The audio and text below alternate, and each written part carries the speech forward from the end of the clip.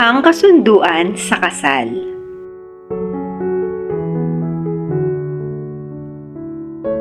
Maraming taon na ang nakalipas, sa isang maliit na syudad sa Italia ay may isang tindero na mayroong napakalaking utang.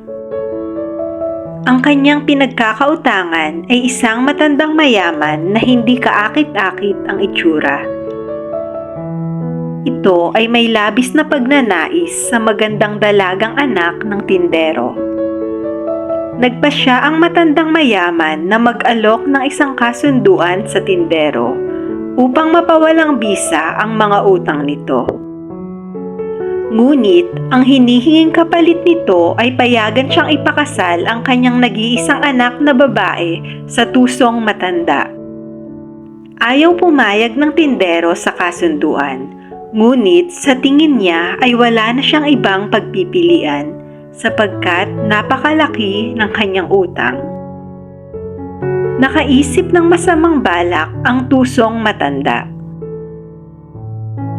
Kaya kinaumagahan ay bumalik ito na may dalang isang maliit na kahon at sinabi niya na maglalagay ako sa loob ng kahon ng 2 bato, isang kulay itim at isang kulay puti.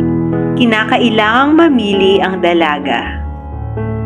Kung ang nakuha niyang bato ay kulay itim, ang ibig sabihin ay kinakailangan niyang magpakasal sa akin bilang kabayaran ng mga utang. Ngunit gayon pa man, kapag ang napili niya ay ang puting bato, ay hindi na niya kailangan pang magpakasal sa akin at mapapawalang bisa na rin ang lahat ng inyong mga utang. Lumabas ang matanda at nagtungo siya sa bakuran upang kumuha ng bato. Lingid sa kanyang kaalaman ay nakamasid sa kanya ang dalaga. Nakita ng dalaga na 2 parehas na kulay itim na bato ang pinulot ng matanda.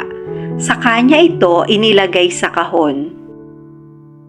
Nang dumating na ang oras na kailangan ng bumunot ng bato ang dalaga, ay nadama niya na mayroon lamang siyang 3 pagpipilian.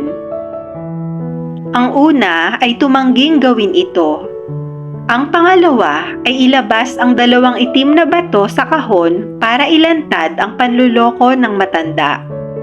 At pangatlo ay pumili ng isang bato. Alam na ito ay magiging itim at isakripisyo na lamang ang kanyang sarili upang maalis ang kanyang ama sa utang. Ngunit ilang sandali pa ay nakaisip ng mas magandang plano ang dalaga. Pagkakuha niya ng bato sa kahon ay agad niya itong binitawan at nahulog sa mga batuhan. Nagsalita ang dalaga. Sinabi niya sa matanda na, "Naku, paumanhin, hindi kasi ako nag-iingat. Di bale, may paraan naman para malaman natin kung ano ang nabunot ko. Tignan natin ang loob ng kahon kung ano ang kulay ng natirang bato." Siyempre, itim ang natirang bato at dahil ayaw ng matanda na malantad ang kanyang paglilinlang ay sumang-ayon na lamang siya na kulay puti ang batong napili ng dalaga.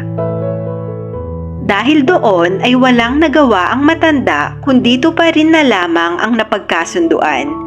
Inalis na niya ang utang ng tindero at nanatiling malaya ang dalaga.